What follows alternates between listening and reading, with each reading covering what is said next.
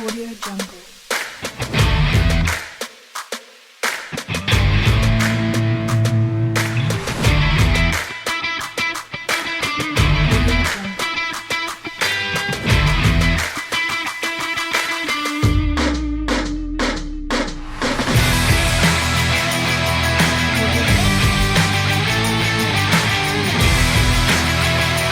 Southern California, good afternoon, and welcome to another edition of the SoCal Supreme Sports Show.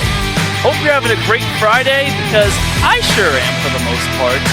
We got a lot to talk about today, such as the Los Angeles Dodgers. They are in the World Series as they face the Tampa Bay Rays. They are deadlocked at one game apiece. Can the Dodgers break the tie tonight, or will the Rays take a 2-1 lead? And the Los Angeles Rams, coming off of a disappointing loss to the San Francisco 49ers, as they have another primetime game against the Chicago Bears on Monday Night Football. Will they bounce back, or will it be two straight losses? The Los Angeles Chargers return to action against the Jacksonville Jaguars. Can the Chargers zap Duval into submission, or will the Jaguars have their way? And we have some college football to talk about. San Diego State kicks off the season this weekend against UNLV. Can the Aztecs cash out against UNLV, or will it be a big bust? And also we have El Trafico 4.0 between the LA Galaxy and LAFC. Who will win and who will lose? All that and more here on the SoCal Supreme Sports Show. This is Teran Rodriguez bringing you another edition of the SoCal Supreme Show here on iSports Radio, your direct feed for all that is sports.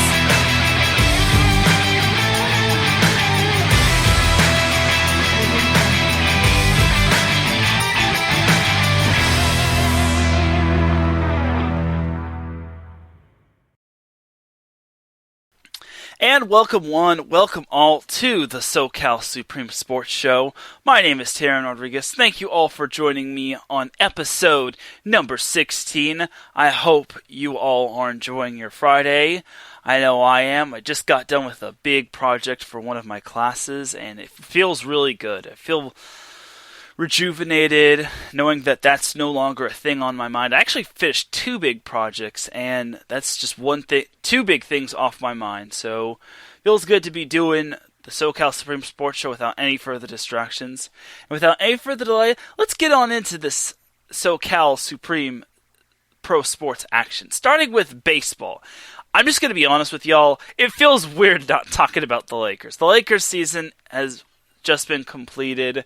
They won the NBA championship. Mission 17 is 100% accomplished, and they are the champions. I did hear some rumors that Alex Caruso was trying to get pride from assistant coaches to come to other teams. I hope the Lakers can keep Caruso, unless, of course, certain other teams are going to be trading a big haul for him to the Lakers. But I don't think everyone's going to be giving up that much. So we'll see, but I'm not going to talk about NBA this week. Nothing really much to talk about, except the NBA is trying to finalize a deal to having the 2020-2021 NBA season on Christmas Day, which would be quite fascinating, because I was told they weren't going to have it until January of 2021, but having it on Christmas Day would be quite something. That would mean they'd have to have the draft, then they probably would not have like preseason and summer league, because as Justin and I said last week, they got rid of G League, so I highly doubt they'll have like summer league and all that. So we'll see. We'll see what happens, and if there's any off-season news regarding the Lakers, then I'll probably get into that. Right now, I'm still letting it soak in that the Lakers are champions, so I won't be talking about the Lakers or the NBA until like soon in like the near future, till like the NBA starts. But it is what it is. So for now, that's pretty much your NBA news. Nothing really regarding the Clippers other than that they officially signed Ty Lue as their head coach, which is cool. I think it's a solid signing. He is a part of the coaching staff He was a part of the coaching staff on the Clippers, and I think he's going to do great wonders for the Clippers and their coaching staff. So I hope we can see the Clippers finally break out of their Clipper curse. But let's be honest, it's more than likely going to be the Lakers winning it all the next year. Hopefully, I mean, if the Clippers win it, then cool. But they still have to get out of the second round. So that's just me. So enough about NBA action. Let's go into some MLB action, some baseball action. The Dodgers are in the World Series. I could not believe it. I'm so happy. And in case you all missed last week's show, my brother and I were on the show, or my brother was on the show, and we were hoping that the Dodgers were going to make the World Series because they were playing Game 7 against the Atlanta Braves, and sure enough, they managed to come back and win, which was really awesome. I think they actually played Game 6, now that I think about it. So it was actually Game 6 between the Braves and the Dodgers. Dodgers won that one, and then they won Game 7, which was awesome sauce. And I'm happy that the Dodgers are back in the World Series. They have too much talent to be wasting away when it comes to not making the World Series. And their opponent is the Tampa Bay Rays, which beat the Houston Astros in 7 games. Rays were up 3-0 at one point, and then the Astros won 3 straight, and then the Rays kind of shut the door on them. Great game. Kind of feel bad for the Astros, but their future definitely looks bright. All depends on what they're going to do with Carlos Correa, Jose Altuve, and I think his name is Alex Bregman. So we'll see. We shall see. As for the Dodgers and the Rays, the Dodgers won game number 1. I believe they won 8-3, if I'm not mistaken. All I know is that the Dodgers won by quite the significant margin, and it was some good stuff right there. Yeah, 8-3. Unfortunately, on Wednesday, the Rays kind of returned the favor and beat the Dodgers 6-4. It was 5-0 at one point, and the Dodgers pitching just looked woeful.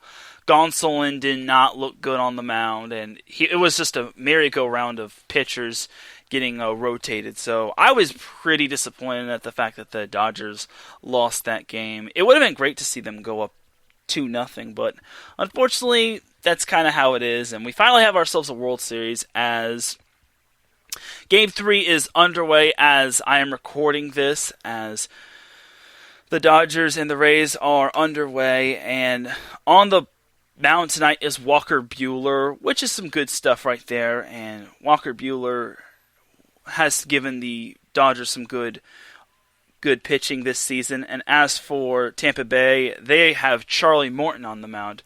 So pitching and defense is going to be the key for the Dodgers. If they can get both of those things, Tampa Bay doesn't really stand a chance. And they got to have their bats come up big. Like Mookie Betts has to come up big, Seager's got to come up big, Turner's got to come up big, Muncy, Will Smith, Cody Chris Taylor. You get what I'm saying. So the Dodgers cannot afford to go down 2-1. I think they're a great team, but they're facing the Rays, and the Rays are just as good. And Dave Roberts cannot mismanage or overmanage the Dodgers tonight. Like, this is a must-win game, as you'd rather be up 2-1 instead of being down 2-1 heading to Game 4, because if you lose Game 4 and Game 3, then you're all but up a creek without a paddle. I mean, the Dodgers obviously found their way back into their series against the Braves, and they managed to win that one, but unfortunately that's kind of an Atlanta thing. So I'm sorry, I don't mean to call out the Atlanta sports out like that, but it's kind of the truth. To be honest, I really couldn't believe that the Braves could only muster up 3 hits against the Dodgers in Game 7. That's quite saddening if you ask me. So, personally, I think the Braves more so lost that series than the Dodgers won. Just a little bit. I kind of feel like it was a little of both, but it was more so the Braves losing, because they have talent, and the fact that the Dodgers managed to climb out of a 3-1 hole is quite astounding. Last team to do that was the Chicago Cubs in the 2016 World Series against the Cleveland Indians, and that was a good thing for the Cubs as they celebrated their first World Series championship in 103 years. And Steve Bartman finally redeemed himself. As for the Cubs this year, they lost in the first round, but we're not really talking about Chicago sports right now. We're talking about Los Angeles. We're talking about the Dodgers, man. And hopefully the Dodgers can pull off a win. Game 4 is tomorrow. Game 5 is Sunday. And then Game 6, if necessary, is going to be on Tuesday. And then Game 7, if necessary, is on Wednesday. So we shall see what the Dodgers will be bringing to the table. Again, hopefully this is the year. Third time is the charm. Last time they were in the World Series, they lost to the Red Sox in embarrassing fashion. And then the previous time they lost to the Houston Astros in 7. And everyone knows about that, so we're not even going to get into that. So as for this year, I think the Dodgers have what it takes. I think the Rays kind of burnt out after they had to rally back to rally back after the Astros won 3 straight games to put away the Astros. And then also they're coming off of another distance series against the New York Yankees. So I feel maybe the Rays' comeback magic is about to end. It would be cool to see the Rays win their first ever World Series and finally break their streak, but it's LA's time. Like, I know most people don't want to see the Dodgers win, but it's Los Angeles' time. Like, they've already won a championship in the NBA. Tampa Bay has also won a championship in hockey, which they won the Stanley Cup, while the Lakers won their NBA championship. So I think it's time for the Dodgers to win their World Series for the first time since 1988. If the Dodgers don't, then the Los Angeles Angels of Anaheim will still be the last team from Southern California to have won a World Series. However, they are not the last team from California to have won the World Series, as that honor belongs to the New York Giants. I believe the Giants won in 2014, or was it 2012? I'm not entirely sure, but either way, the Giants are the last California team to have won the World Series. But this is the SoCal Supreme Sports Show, not the NorCal Supreme Sports Show. So, yeah.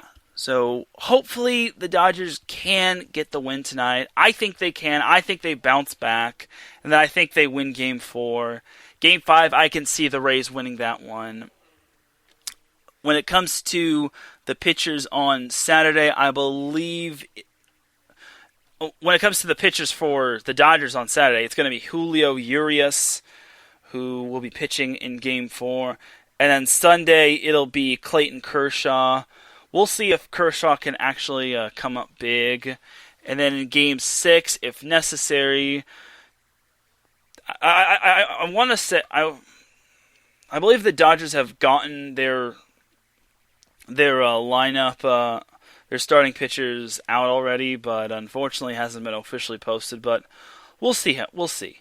But for now, the Dodgers have to take it one game at a time, and we'll see if they can get her done. So I hope they can get it done. It's high time we see a champion in baseball come back to Los Angeles. It's been way too long. So we'll see. So that's kind of my analysis on the Dodgers and the Rays. I feel, obviously, I'm not the best when it comes to baseball analysis. However, you can check out Bases Loaded with Blake Henley and Brandon Buckingham every week. I believe they're gonna. It all varies on when they're gonna go on. They could go on Sunday, which could be the end of the World Series, or they can go on Tuesday. They're saying it goes 6 or 7, and they are pretty much saying it depends on which pitcher comes up big for them. I mean, both teams have talent and they have great pitching, but it's gonna be. But to me, I think it's kind of all about defense and which pitchers can come through.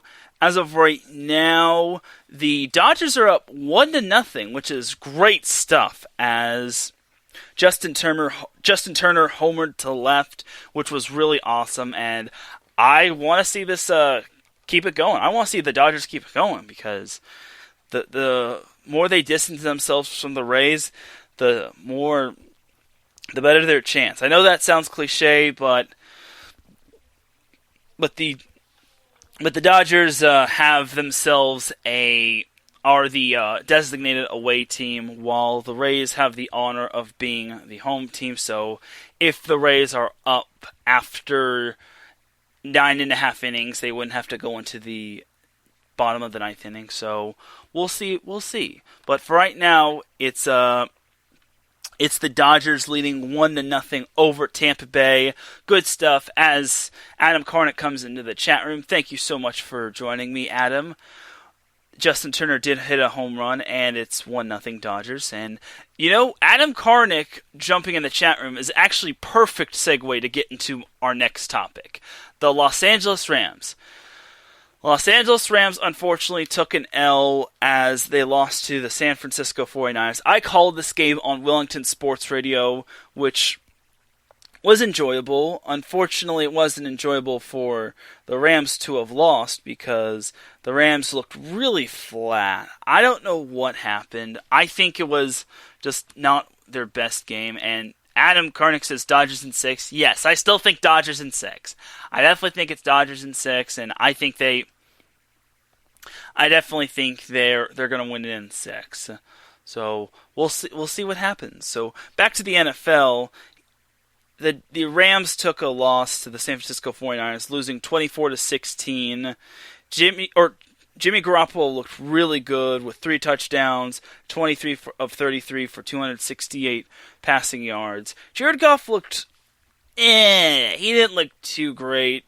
He was 19 for 38 for 198 yards, 2 touchdowns and 1 interception. It probably was Jared Goff's worst game this year.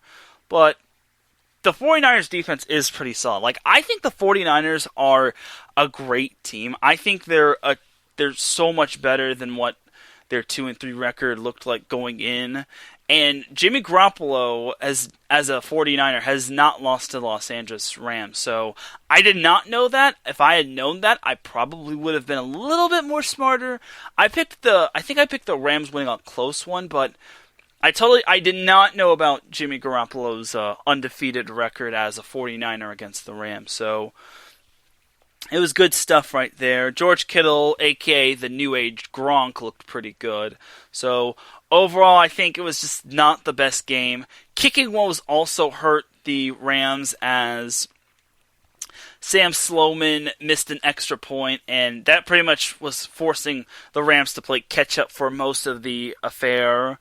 As he has been benched for kicker Kai Forbath. The Rams just recently signed Kai Forbath, the former Minnesota Viking. I think it was a former Seattle Seahawk, as he is going to be doing the kicking duties for the Los Angeles Rams. And Adam says, now we both need to look up Foles' record against the Rams. Yeah, probably.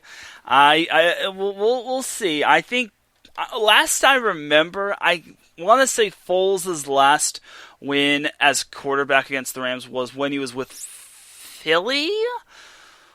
I think it was back in 2018 where Carson Wentz got hurt, and then Foles had to jump into action, and then eventually the Eagles won that game. I'm almost certain it was 2018. It wasn't when the Eagles won the Super Bowl. It was the year after, where the Eagles were trying to vie for a playoff spot after the Cowboys had locked up their division, being the NFC East. So I'm pretty sure Foles' last encounter with the Rams was an enjoyable one. So I'm pretty much going to be talking about the Rams and the Bears this week.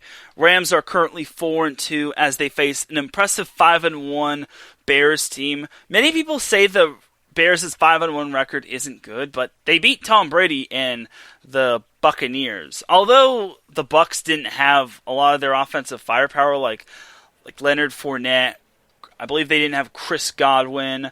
Mike Evans was not at full strength, but they still had other offensive. O.J. Howard's out for the year, but they had other offensive potential players such as Ronald Jones, the former USC running back. Mike Evans still played. I believe Scotty Miller played, but he was a non-factor. Christian Brait was pretty solid at tight end. Gronk was okay. He wasn't all that spectacular.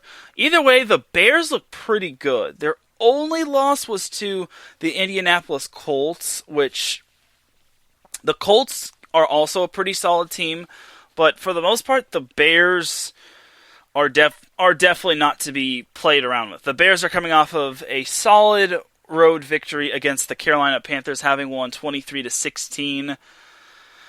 And this game's going to be on Monday Night Football, and honestly, it's going to be a close one. Like, this is pretty much going to be decided on if the Rams defense can come up big against the Bears, or the Rams offense can come up big against the Rams defense. Or, I'm sorry, once again, let's try this one more time. This is going to come down to if the Rams' offense can come up big against the Bears' defense. There we go.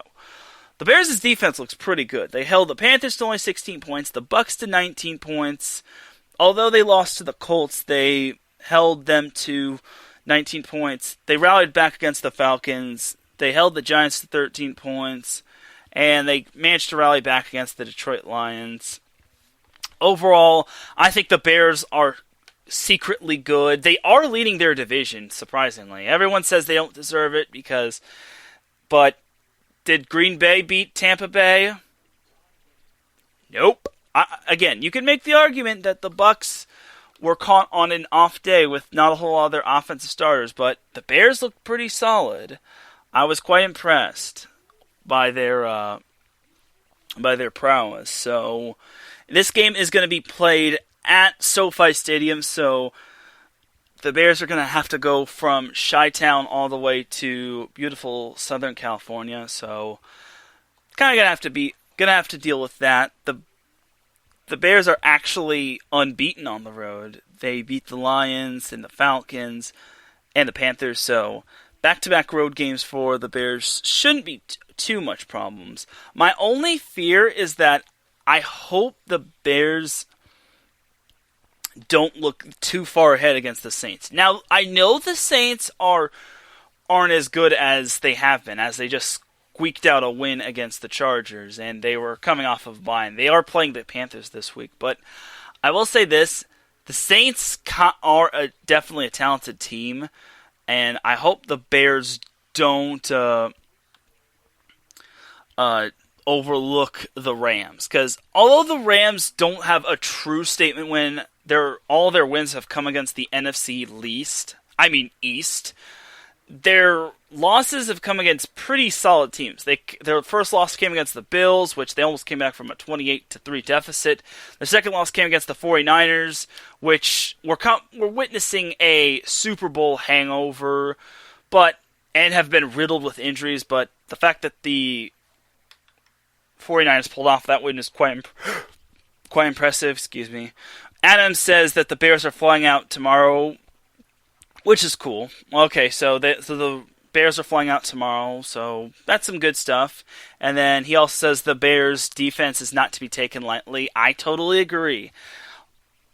Players like Khalil Mack and I believe his name is Roquan Smith, I want to say, are two talented players that really benefit the Bears so well, and I think they're part of the reason why the Bears are 5-1 and leading their division. And the Bears know that the Packers have themselves somewhat of an easy game this week. I mean, I wouldn't call the Texans pushovers, but if I had to choose, I'd probably say the Packers beat the Texans. So I digress on that one, though. So to me, I think in order for the Rams to win, Jared Goff's gonna need to play a much better game. Hopefully he got his bad game out of the way against the 49ers, because that 49ers defense is pretty good as well. It wasn't bad. Sure, he didn't get sacked, but he got picked. I believe it was Jason Verrett with the interception, the former San Diego Charger, excuse me. So Jared Goff is definitely going to need to play a whole lot better than he did last game. The good thing was he didn't get sacked, but he was hurried, and 19 for 38 isn't really all that great. So overall, it's just going to have to be a full team effort. Apparently, the Rams are favored by 6 points according to the ESPN Sports Center app, and I kind of think that's a little off. I don't think the Rams should be favored by 6 points. That's a stupid thing to put, because I think the Bears are very talented defensively, and Nick Foles is definitely getting a good feel for the quarterback position after Mitch Trubisky got benched. So I think the Bears are going to prove to be a huge challenge for the Rams. The Rams' running game is going to need to be getting itself all together. I mean, Darrell Henderson obviously looked pretty good, but they also saw other players such as Cam Akers and Malcolm Brown at the running back position for the Rams. One X factor that I think the Rams are going to need to take advantage of is Tyler Higbee or Gerald Everett. Well, I said one, but I could see them both splitting time. I think Tyler Higbee is going to come up big, because honestly, and I could be wrong about this, I don't think the Bears have a good answer for tight ends. I could be wrong. The true Bears expert you want to ask is Adam Karnick, and his show is going to be on every Monday at 4 p.m. Central Time, 6 p.m. Central Time. And actually, it's a 6 p.m. Central Time, 4 p.m. Pacific Time, 7 p.m. Eastern Time. And I'm going to be a guest on Adam's show. So that's going to be some good stuff right there. So I think the Bears defense does not have an answer for tight ends. I could be wrong, but I don't know. But I definitely think Jared Goff should get Tyler Higbee involved. I think Tyler Higbee or Gerald Everett could be in for some good targets, and hopefully they come up big.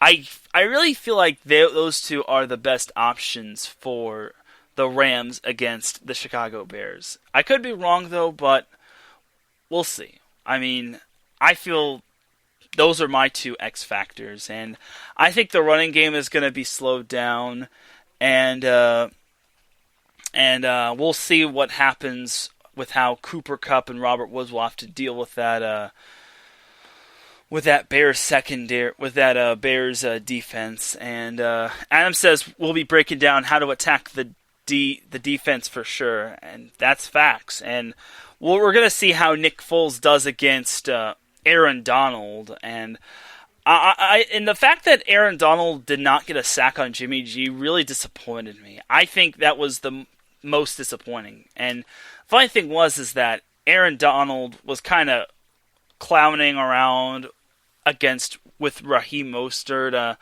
I think before the game, he was like, "Who?" when it came to a reporter asking a question about Raheem Mostert, and then eventually Raheem Mostert made the Rams pay the price. So I expect a better game from Aaron Donald. I think he is too talented to not get a sack on a quarterback, and I feel that he needs to do better. I think I could also give credit to the 49ers offensive line, but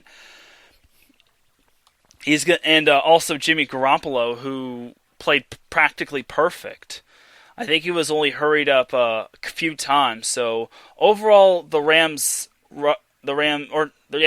rush defense has to get there sooner on their quarterback. Otherwise, they're not going to have any sacks, and they're pretty much going to be having all quarterbacks just sling the ball around like it's a yo-yo and whatnot. So overall, I think it's going to be a close one. I personally picked the Bears to win this one. I feel it's going to be close, but I think the Bears are just going to barely squeak one out if I had to pick. But honestly, I give the Rams a fair shot, but the Bears are definitely not to be underestimated, especially that defense. So overall, I think the Bears are going to be another big challenge, and this is where the Rams' true season begins.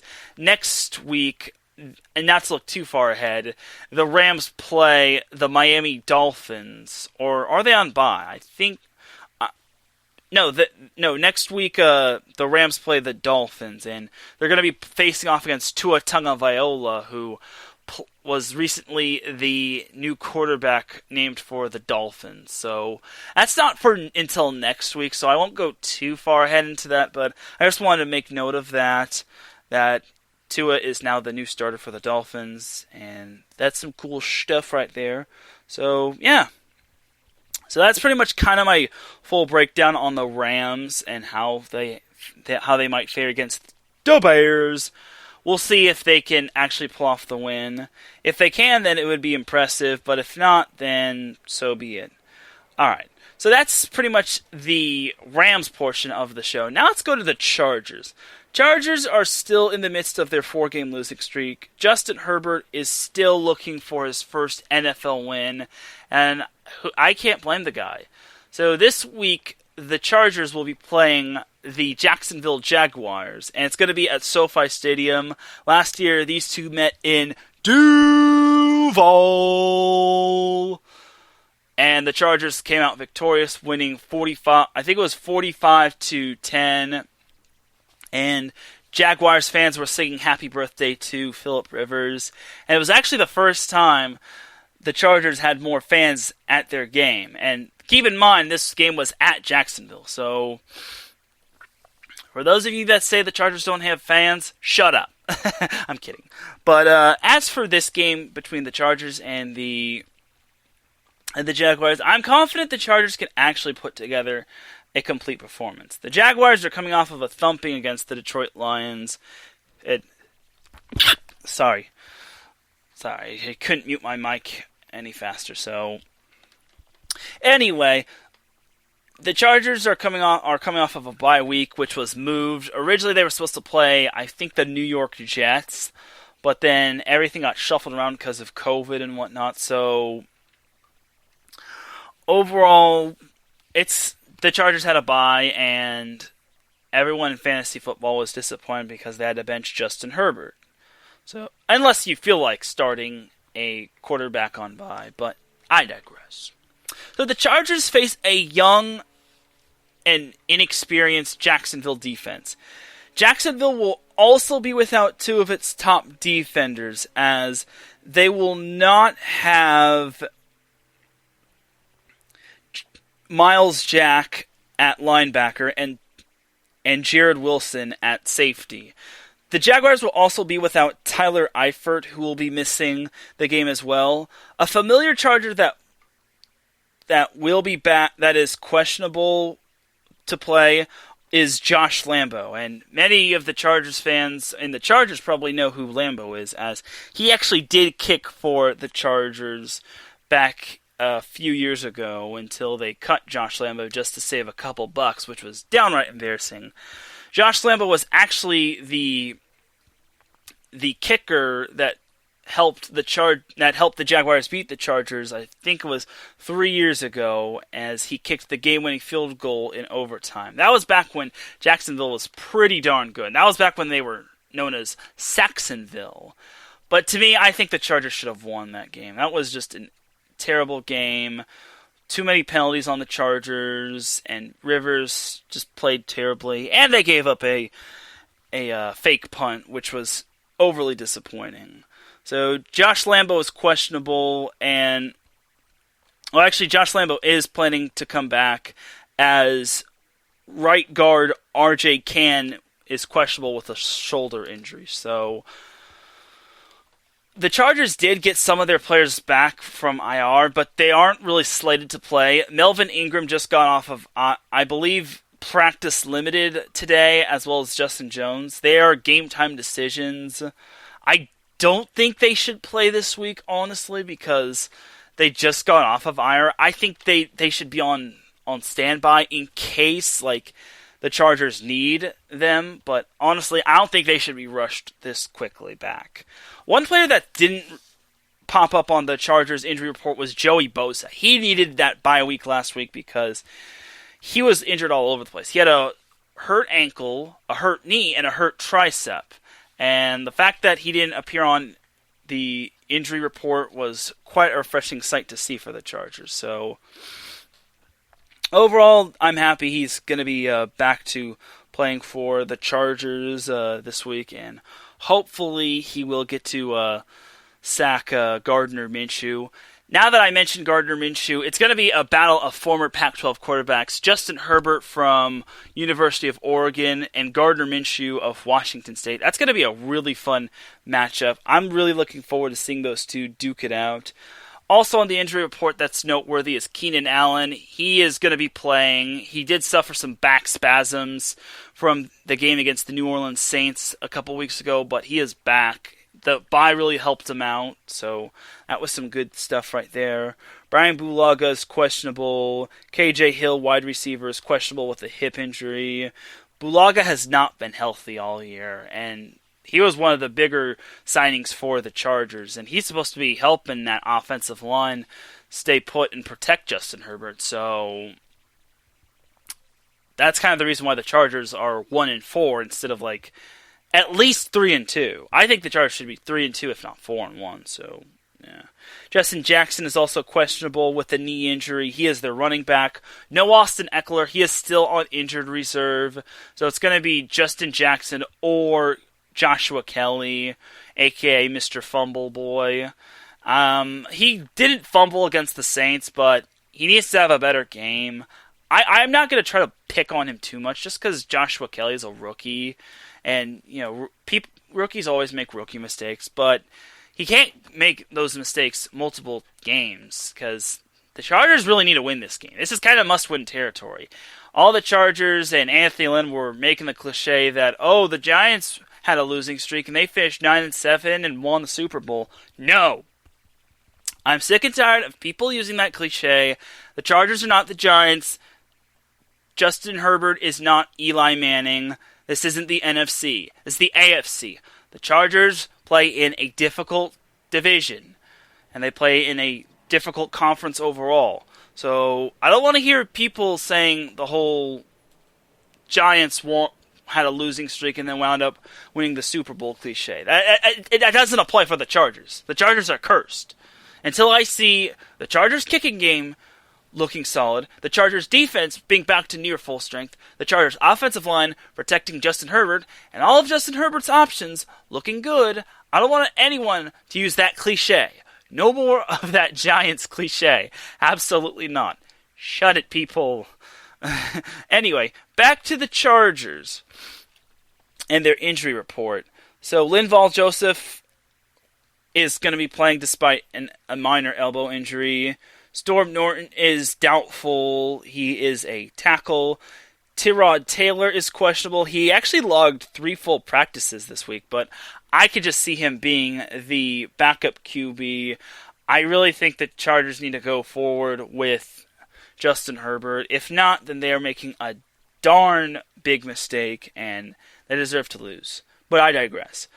Sam Tevi had a thumb and ankle injury and had a limited practice, but is going to be playing. And Try Turner is out, which is absolutely bad. Players that are out for the Jaguars, like I said, are Tyler Eifert, Miles Jack, and Gerard Wilson. AJ Cann is questionable, but other than that, the Jaguars will have most of their team, including DJ Chark, who was limited but is going to be playing. So DJ Chark is their wide receiver 1. So I expect Casey Hayward to try to do his best to try to slow him down, because he is one of the best corners in the game, and I want to see Hayward come up big. So hopefully we do get to see him, as Chris Harris is also out for the Chargers as well. But for the most part, I definitely see the Chargers being the Jaguars. My only fear for the Chargers is that this game could be a trap game. Next week, the Chargers have a divisional matchup against the Broncos. I don't want the Chargers looking that far ahead to the Broncos. I really want them to take care of business this week against the Jaguars, And then they could look forward to the Broncos, because the Broncos are coming off of a big win over the Patriots. And every time I see them play and they look good, I get so much doubt in my mind. And honestly, I really think the Broncos, which just got back Drew Lock, are going to look pretty solid. Although they just pelted the Patriots with field goals, that defense could give the Chargers problems, even without Von Miller. So we'll see. They still have Bradley Chubb, but I'm not looking that far ahead to the Broncos. This week it's all about the Jaguars. Chargers just need to get through that. They need to win. That's their thing. They need to notch a win under their belt. They need to get Justin Herbert his first NFL victory as a starter. We need to see him finally get on the board when it comes to wins. Like the Chargers are right there. Like, he's gone toe to toe with Mahomes, Tom Brady, and Drew Brees, and he's almost come out on top. The problem against Mahomes was that the Chargers let up in the second half. The problem against the Bucs was that Joshua Kelly had a fumble, and then Tom Brady and the Bucs got a late touchdown, and then eventually the Bucs managed to come up big in the third quarter and eventually the fourth quarter, and it was just some bad coaching. That's another thing I also got to make note of the Chargers. As a Chargers fan, I'm so sick and tired of Anthony Lynn being conservative. I get you want to be safe, but at the same time, you gotta stop being conservative. Conservative gameplay was what cost the Chargers against the Saints a couple weeks ago. And I still can't believe the Chargers lost that. Like, all of the spectacular plays that Herbert made to receivers such as Mike Williams, Hunter Henry, Keenan Allen before he left in the second quarter, and the Chargers still couldn't beat a Saints team which didn't have their top wide receiver and a majority of their defense. And a majority of their other starters were coming back from injury as well. So I just want to see the Chargers actually put together a good full four quarters. I know the Chargers are banged up. I know they're not at full strength. I know their coach is a pretty dumb coach. He's not the smartest coach, but if Anthony Lynn is going to get through this season, he needs to start being a little less conservative. That is the only way the Chargers are going to keep up with teams in the AFC. Primarily the AFC West, because the AFC West goes to the Chiefs. But with the Raiders on the rise, it could also go through them. Can Anthony Lynn outcoach Andy Reid? Can he outcoach John Gruden at that? And in a few more weeks, you will see the Chargers face the Raiders, and that Raiders team, to me, looks very disciplined. I think the Chargers have a good chance, but I don't know. Nothing is guaranteed with the Chargers. Every time people say, oh, the Chargers can win that game, they get proved wrong. They prove everyone wrong, and it winds up being a loss for them by one score. So, overall, to me, like I said, the Chargers just need to focus on Jacksonville. I definitely think the Chargers can beat the Jaguars. It's going to come down to their defense coming up big, but I have the Chargers winning 35-17. I think the Jags the Jags are also going to come out hungry and try to get a win, but to me, I think the Jags have not looked good since week one when they beat the Colts and former Charger quarterback Phillip Rivers. So I definitely got the Chargers winning this week. I swear to God, if it's another one-score game, I don't think I could sit through that. Like, it's just unbelievable that the Chargers keep on going through one-score games and then they wind up losing on the wrong side. Like, all of their games this year have been decided by one score. The Bengals, where they barely won that one, probably should have lost that one. And then the Chiefs, where they lost in OT off of Harrison Butker's late field goal. The loss against the Panthers, in which they had 3 turnovers. The loss against the Bucs, where they blew a 17-point lead. And then the loss on Monday Night Football against the Saints, in which Michael Badgley missed a late field goal to give the Chargers the game, and instead the Chargers went 4-out and wound up losing. You can't really blame the Chargers. You can't really blame Mike Williams and Herbert. Like, Herbert did all he could. Mike Williams did all he could. This was Mike Williams' first game back from a hamstring injury. So, overall, I think the Chargers have what it takes to win this week. They need to win, otherwise next week could be a lot tougher than normal. So, Chargers, y'all better not disappoint me, because the Chargers to me are too talented to have to be 1-4. I think they're too talented to be 1-4, and they have the potential. Like, Herbert is a great quarterback. He has, like I said, he's faced off against 3 of the best quarterbacks in the league, and for the most part, the Chargers have actually held their own against all 3 of those teams. The problem is that they don't play a full 4 quarters, and that's the disappointing thing, especially as a Chargers fan, or for the few Chargers fans. But I want to see a win this week. Otherwise, I would not be surprised if Anthony Lynn got fired after if the Chargers somehow lose to the Jaguars. I just don't see the Chargers losing to the Jaguars. And the Jaguars and the Chargers are kind of the tale of the same team, considering they both had Week 1 wins, but ever since then, they have not looked the same. So I also think that Chargers defense to come up big against Gardner Minshew, because 2 of my opponents are starting Gardner Minshew in Fantasy League. So, again, don't disappoint me, Chargers. I want to see y'all shut Gardner Minshew down. Make it so they have to bring in whoever the frick their backup is. I don't even know who the backup quarterback is for the Jacksonville Jaguars. It's certainly not Blake Bortles, and it's not Nick Foles, so we'll see. We shall see. But I think we're actually going to take ourselves a quick little break right here. When I come back, I will be discussing El Trafico 4.0, and then also I'll be discussing a little San Diego State football. And also there's some news regarding some college conferences. So you are listening to the SoCal Supreme Sports Show here on IE Sports Radio, your direct feed for all that is sports. Attention, all sports fans!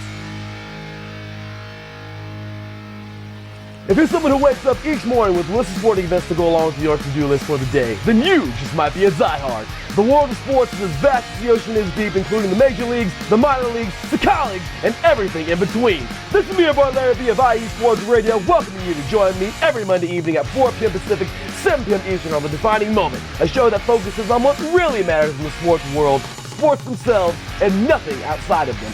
Once again, tune in for The Defining Moment with me, your boy Larry B, every Monday evening at 4 p.m. Pacific, 7 p.m. Eastern on IE Sports Radio, right here on Spreaker.com. We'll see you there.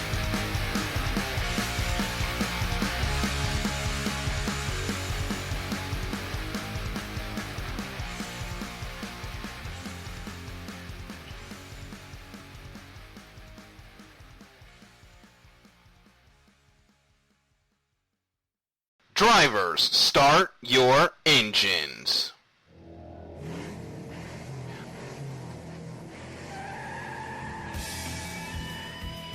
Auto racing takes many forms, from the close quarter contact of NASCAR to the high-speed, high-risk atmosphere of IndyCar, all the way to the pinnacle of technology with the Formula One World Championship. No matter if you prefer the high banks of Daytona, the concrete canyons of Long Beach, or the flowing curves of the Nürburgring. The international language of motorsports is simple. Go fast, run hard, and come home first.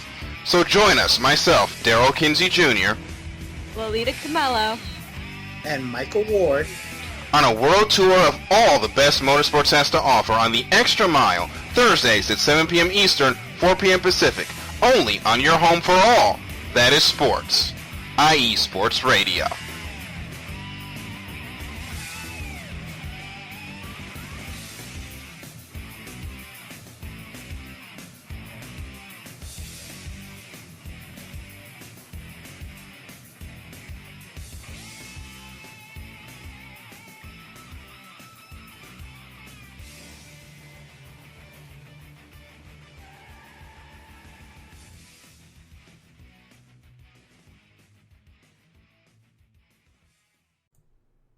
Lay down music.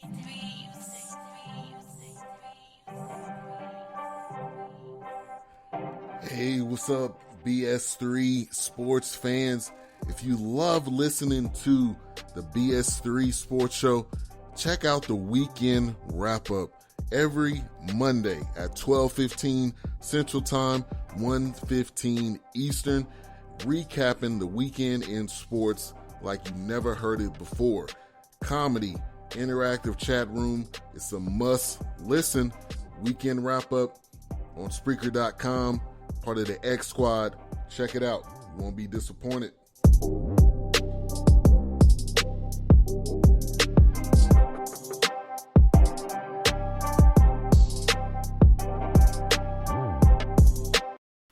And we are back for the second segment of the SoCal Supreme Sports Show. You can catch all of those shows, excluding the Weekend Wrap-Up Show, here on IE Sports Radio on many platforms such as Apple Podcasts, iHeartRadio, Spreaker, TuneIn, you name it. Also, before we move on, I actually want to give a shout out to our sponsor, another app co, recommending all sorts of amazing apps such as Facefly. It's kind of like Flappy Bird, except it has another. I think it has your face or an emoji face. So definitely do pick that up from the App Store. It's unfortunately not available for Apple. But it's soon to be out there. Also, another AppCo has another app worth trying out, the Beatbox. Have you ever been at the office waiting for a class to start, or if you're at home and you can't get a song out of your head, then you get the urge to jam, and it's either an air guitar or an air bass, or the drums on the edge of their desk. Introducing the Beatbox app. So definitely do check out the Beatbox app, courtesy of another app co. It is on Google Apps and Google App Store. And once again, it's not available for Apple, but it's soon to be out there. All these apps recommended by another app co will soon be released in Apple form, as the BS Meter, the Facefly, the Beatbox app, and many more apps to come, recommended by another app co, will be released. So definitely check all the apps from another app co out, and definitely do give another app co a follow as well. So it's worth the follow. Once again, they are the official sponsor of IE Sports Radio. We all definitely appreciate another app co for being our sponsor, and we appreciate all that they do. All right. So once again, one more thing before we get into the second segment of the SoCal Supreme Sports Show. The Dodgers are now up 3-0 against the Tampa Bay Rays in the top of the third inning, as Max Muncy hit a single to deep center, and Corey Seager and Justin Turner both scored. So the Dodgers are starting to get it together, and I'm liking it. The Chargers got to keep going. They need to go for the throat. They need to keep on putting pressure on the Rays, as Charlie Morton is now up to 3 earned runs. He has 4 strikeouts, and he's walked nobody, but he is only at 56 pitches, so we'll see if Charlie Morton can last this inning, or if Will Smith can hit a dinger and put the Dodgers up 5-0. I hope it's the latter of those options, or at least 4-0. Either way, the Dodgers just need to keep going on. They need to go for the throat and eventually take Game 3, because once they get Game 3, then they can focus on Game 4, and so on and so forth. All right, now for our next segment of the SoCal Supreme Sports Show, the soccer portion, the MLS portion, in which El Trafico is this weekend, and I'm very excited. Unfortunately, it's going to have to compete with the NFL, but it's going to be on ABC. It's going to be on national TV, and it's LAFC versus the LA Galaxy. The LA Galaxy actually won a game. I couldn't believe it. I was so flabbergasted. They beat Vancouver 1-0, and I was so astounded. I was like, I can't believe it. I cannot believe this. I can't believe what I'm seeing. And LAFC managed to tie the Portland Timbers 1-1, which is some cool stuff. So the LAFC is on a 2-game winless streak, while the Galaxy have finally won themselves a game. It took them long enough. So now for El Trafico 4.0 between LAFC and the LA Galaxy. So the last time these two teams faced off against one another, the Galaxy managed to beat LAFC 3-0.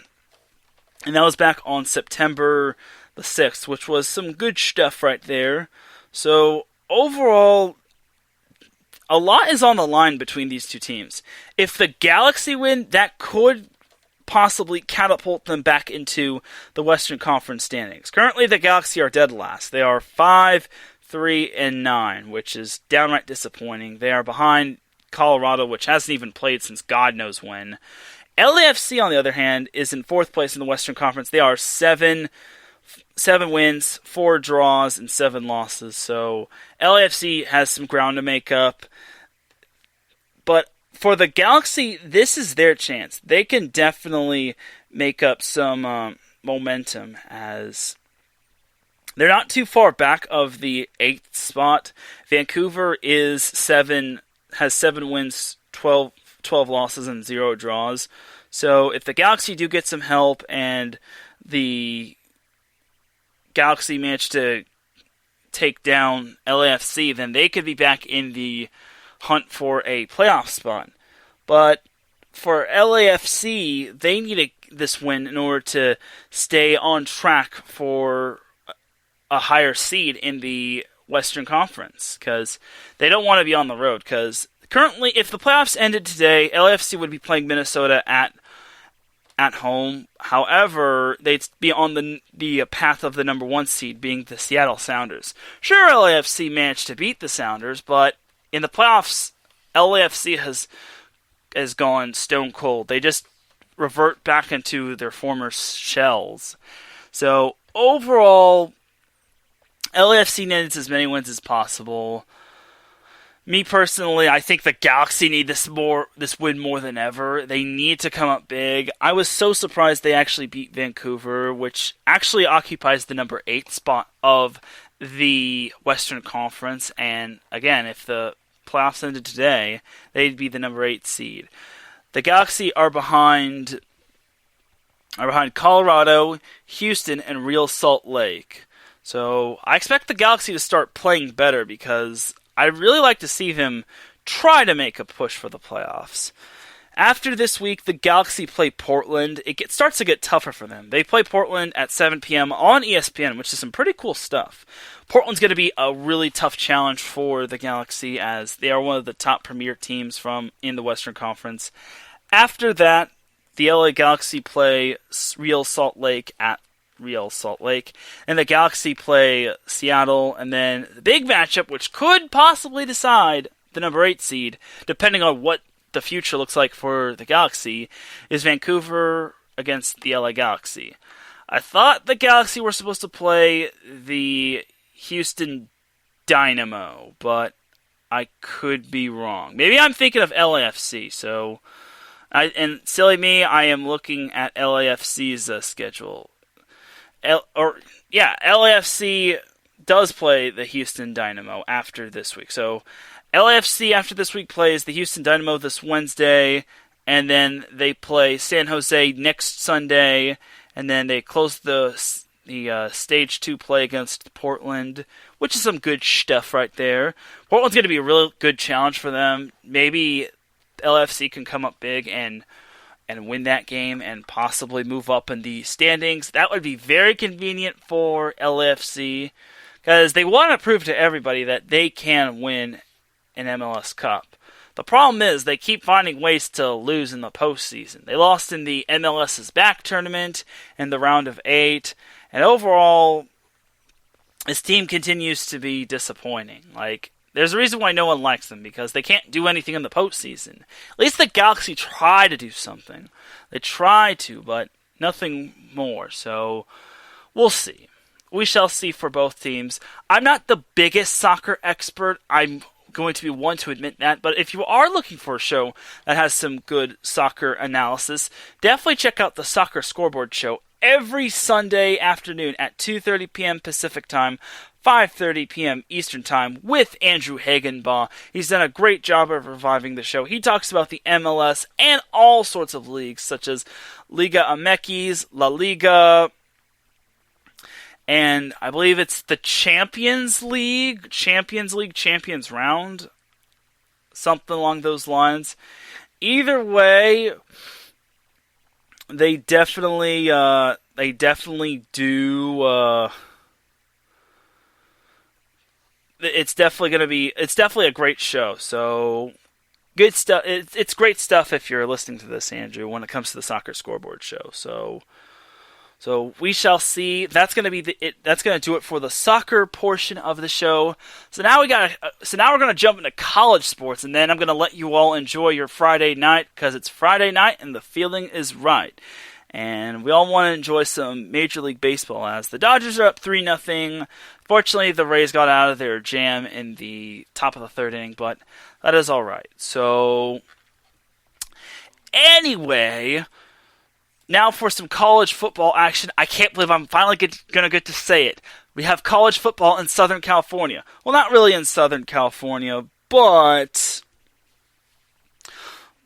when it comes to this week, we have ourselves a Southern California football team playing this week, and that would happen to be San Diego State. Yes, San Diego State will be the honorary football team from Southern California to play this week. This week, San Diego State opens its season against UNLV. It's going to be at San Diego. I believe they play at Qualcomm Stadium, if I'm not mistaken. I'm not entirely sure, as they actually play in SDCCU Stadium, which I'm pretty sure that's not Qualcomm. So overall, San Diego State is favored by 14 points. That's exactly what I expect it to be. So looking at San Diego State, we don't know who their players are going to be, and for good reason. I'm willing to admit I'm not the biggest San Diego State guy, but I am willing to learn as the season progresses. So looking at San Diego State, I know, is a perennial powerhouse team in the Mountain Pacific Sports Conference, or whatever that conference is called, the Mountain West Conference. I'm thinking of another conference called the Mountain Sports Federation Conference, or the MPSF, which is the Mountain Pacific Sports Federation Conference. But this is the Mountain West Conference. That's a totally different thing. So either way, San Diego State has definitely been a perennial powerhouse in the Mountain West Conference in terms of the West Division. This year, San Diego State is slated to finish first in the West Division. They garnered 19 first-place votes and garnered 122 points overall. There was only one other team that garnered first-place votes, and that was Nevada, garnering 2 first-place votes. Nevada garnered 100 points. Third, in terms of third place, Hawaii was chosen to finish with 74 points. Fresno State was picked 4th in the West Division of the Mountain West Conference with 73 points. San Jose State was chosen to finish 5th with 43 points, and UNLV was chosen to finish dead last as they only received 29 points. And keep in mind, this is the West Division. In the Mountain Division of the Mountain West Conference, Boise State was chosen to finish first as they garnered 20 first-place votes, and they garnered 125 points overall. Wyoming got 1 first-place vote and had 90 points. Air Force was chosen to finish third with 86 points. Utah State has 60 points. Colorado State has 59 points. And New Mexico was slated to finish last with 21 points. So, if all goes well, we should be seeing the Aztecs face the Broncos. And just when we thought we couldn't get enough of San Diego versus the Broncos, this time we're going to have it in college football. So, overall, I can see that happening. I definitely can see San Diego State winning the Mountain West Conference in the West Division.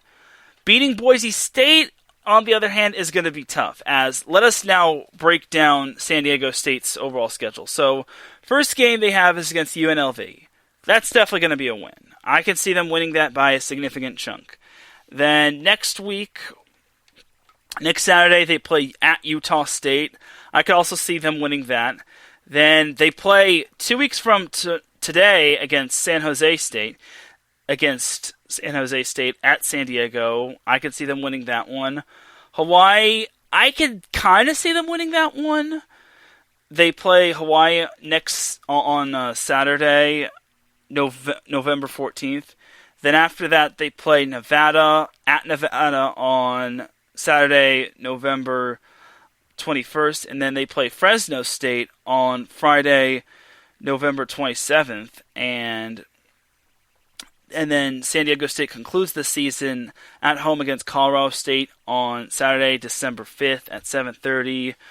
Most of San Diego State's games are going to be 6 p.m. or 7:30 p.m. games, with the lone exception of Hawaii, because the Hawaiians do not deserve to see their game being played so late. Well, in Hawaii time, 7:30 is basically 4:30, but I guess they have other things going on. I don't know. Like, Hawaii is a 3-hour early difference than it is now, so we'll see. There is one more game I do need to make note of when it comes to I have a couple of games to make note of. There is one more game that San Diego State has on their record that is very noteworthy. San Diego State plays at BYU. BYU is currently the 12th ranked team in the coaches poll, and BYU is a perfect 5-0. BYU is a very talented team, and BYU is an independent team, which, like I said, they're very talented, and they are on the up and coming for sure. So I definitely think that's going to be a great challenge. I'm glad to see San Diego State got a non-conference game, and that's a tough one at that. I'm glad they didn't get it like a cupcake game against like somebody like not worth their time, like say an FCS school. No, nothing against FCS schools, but I just think for the most part that unless it's like North Dakota State or Stephen F. Austin, I don't really see San Diego State losing to anyone such as other than like BYU. But I'm glad they got BYU. It's going to be a real tough game to win. And then I think and then we also have to factor in that there's also the Mountain West Conference Championship. That's only if San Diego State makes it to the chip. And if they do, cool. But if they don't, then oh no.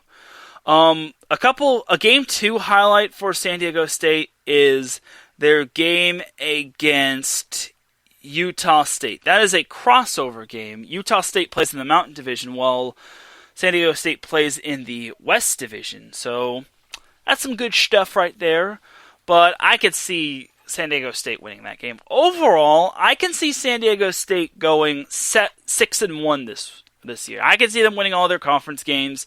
Their only blemish will be to BYU. BYU is just really good, man. Like, you cannot fault BYU. And then I'd have to check how good Boise State is. I think Boise State, to me, I still remember Boise State being a really talented team. They are the premier team of the Mountain West Conference. I need to stop saying MPSF. That's totally different. No, none of that. Mountain West Conference. But I definitely think Boise State in football is a challenge. They are going to be a great challenge for San Diego State. And I hope that San Diego State, for their sake, can get over the hump. It is going to be tough because Boise State is a very well-disciplined team.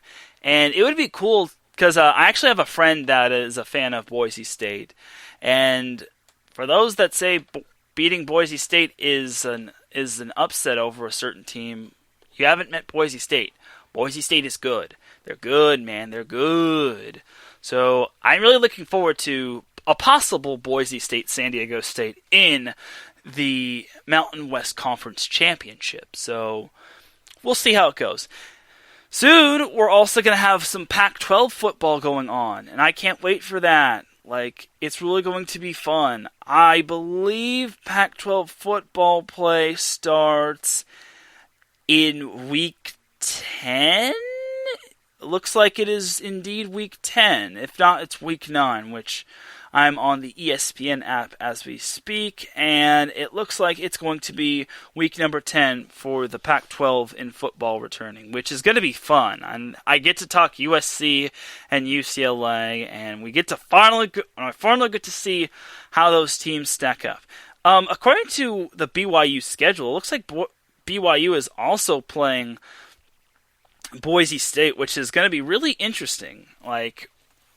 But BYU and Boise State will be playing on Friday, November 6th, while San Diego State and BYU will be playing on Saturday, December 12th. So I could see San Diego State breaking down film and doing what they need to do in order to beat BYU. Winning at BYU is going to be tough for San Diego State just because of the higher altitude, and BYU has some crazy and raucous fans. If this was a West Coast show instead of a SoCal show, then I'd probably talk more BYU as well. But unfortunately, it's not the case. But I'm not going to complain, so I digress on that. Anyway, so for the most part, I am excited for what San Diego State can bring to the table. I'll definitely be keeping my eye on them, and I definitely want to see how they fare. This week's game for San Diego State will be, like I said, it will be held at San Diego at SDCCU Stadium, and I believe San Diego State will be playing on the CBS Sports Network, which unfortunately it's not going to be televised, but it sucks, but that's just how it is. Their only nationally televised game will be against Fresno State, and that's going to be on Friday on FS1. So that's a nice little Black Friday game, post-Thanksgiving game, so there's that, I guess. I'm surprised they put Fresno State and San Diego State, but I guess it's the battle of the SoCal versus NorCal schools, so that's some cool stuff right there. Alright, but that's going to pretty much be the end of the college football portion of the show. I do have one more topic to get into, then I'll send you all on your way home and let you enjoy the Dodgers hopefully beating the Tampa Bay Rays. And that is the release of the Big West men's and women's basketball schedules. So this week, the Big West Conference has released their men's and women's basketball schedule. And that's some good stuff. All of the Big West teams are from Southern California, with the lone exception of Hawaii, which unfortunately they're the only non Big West Conference team from California, but they are the only Big West Conference team not from California, but that's all right. So the women's and men's basketball schedule has been released, and what's interesting about that is that every team will be playing twice a week, and then they'll be having games on back-to-back days. So everything starts on all the Big West basketball games start on December 27th, men's and women's. And here's the thing about the men's and women's, though they're not, instead of having their games at the same exact site for risks of COVID-19 risks, it will be at different sites. So let's take, for example, Cal State Fullerton at Cal State Northridge in women's basketball. There's that matchup. Now, for the men's, it's going to be the exact opposite. Cal State Northridge is going to be at Cal State Fullerton. And then Cal State Bakersfield, which is now a part of the Big West Conference, is at UC Davis for women's, and then UC Davis is at Cal State Bakersfield for men's. UC Santa Barbara is at UC Irvine for men's, while UC Irvine is at UC Santa Barbara for women's. UC Irvine is the premier team from the Big West Conference. And every team will be facing each other twice. And then for my team, Long Beach State, the men play at UC Riverside, while the women play UC Riverside at Long Beach State. So that's some cool stuff right there. And then Hawaii plays at Cal Poly for the women's side, and then on the men's side, Cal Poly has to hop aboard a plane, and then they play at Hawaii. So it's going to be some good stuff right there, and I'm looking forward to it. And also, the WAC released their schedule. They released their statement that there is going to be like a conference only schedule for men's basketball, women's volleyball, and the only team from the Western Athletic Conference is Cal Baptist. And unfortunately, Larry B is not in the chat room, so I will not be giving a lance up, but it just means that Cal Baptist is soon to be getting their sports back too, and I'll be keeping an eye on Cal Baptist in terms of all of their sports, such as soccer, men's and women's soccer, women's volleyball, and basketball as well. Men's and women's basketball as well. So I'm looking forward to that, and yeah. And Cal Baptist is the only Southern California school from the Western Athletic Conference. Soon we should be getting San Diego State's men's and women's basketball team as well, along with their women's volleyball and women's soccer and men's soccer and all their other sports. And we should be getting University of San Diego pretty soon from the West Coast Conference, but we don't know any whereabouts of the West Coast Conference anytime soon. So hopefully we do get to see the West Coast Conference in action soon. Theoretically, we are getting to see BYU in terms of football, but they don't really have a said conference. There is no West Coast Conference in football. Instead, BYU is just its independent school. University of San Diego is an FCS school, so there's that. So hopefully we'll be getting more college sports, and I'm excited that college sports are returning, because I definitely feel for all the college athletes. They deserve to get to play, and I actually spoke with Dan Monson before the game, and he said he's excited that his team is finally going to get to play, and there aren't going to be any fans at the Big West Conference games, but that's all right. I mean, it's going to be like the bubble almost, except that both teams aren't going to be playing in terms of men's and women's basketball. So that's some good things right there. So we'll see what happens, and I'll have more enough of an update on the Big West and the WAC. Well, theoretically, Cal Baptist, and then eventually the Pac-12 will be getting its sports back.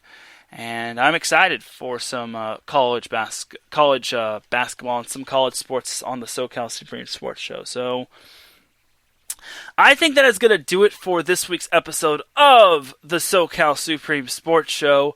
I definitely appreciate everyone for tuning in. If you are listening live, I appreciate it. If you are listening on the replay, I will also appreciate it in advance. Thank you to Adam Karnick for keeping me company in the chat room. And we were talking about the Bears and the Rams, and hopefully we will be, and hopefully you all will be able to catch Chi-Town Weekly on Monday, as I'll be a guest on Chi-Town Weekly, and it's going to be some fun times. I'm really excited to be on his show, and I'm excited to talk some Rams and Bears. Granted, I am more of a Chargers fan than I am a Rams fan, but I can talk some Rams, and I'll be calling a lot of games this week. Like tomorrow, I'm going to be calling Oklahoma State and Iowa State in college football with Seth Eves on USRN, and then I'll also be calling the Cincinnati SMU college football game on IE Sports Radio, so that's going to be some fun times. And then Sunday, I'm also going to be calling the Sunday night football game between the Seattle Seahawks and the Arizona Cardinals, and it's another NFL for me, but it is what it is. I'm glad to be helping out Pierre and USRN and everyone at iSports Radio and whatnot, and I'm glad I'll be calling more games. My voice is probably going to be shot, so I think this is pretty much where we stop right here, as that's going to do it for the SoCal Supreme Sports Show.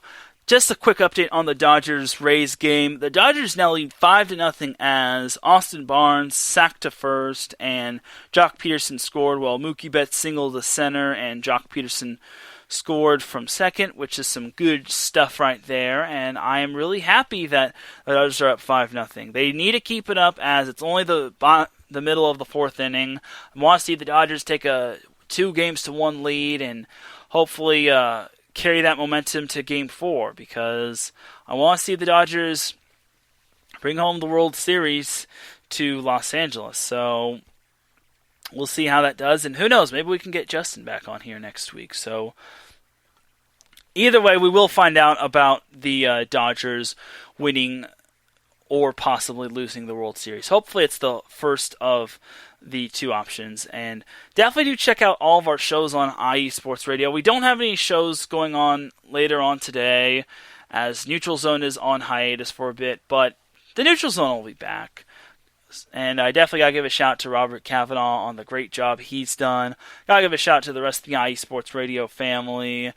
And hopefully you can continue to support IE Sports Radio. Continue to buy a crispy IE Sports Radio t-shirt, buy a tank top, buy a sweater for the winter time. We also have caps, curve build and straight build, and all sorts of IE Sports Radio clothes in different colors as well. And definitely do check out all of our shows on YouTube. Check us out on Facebook, StreamYard,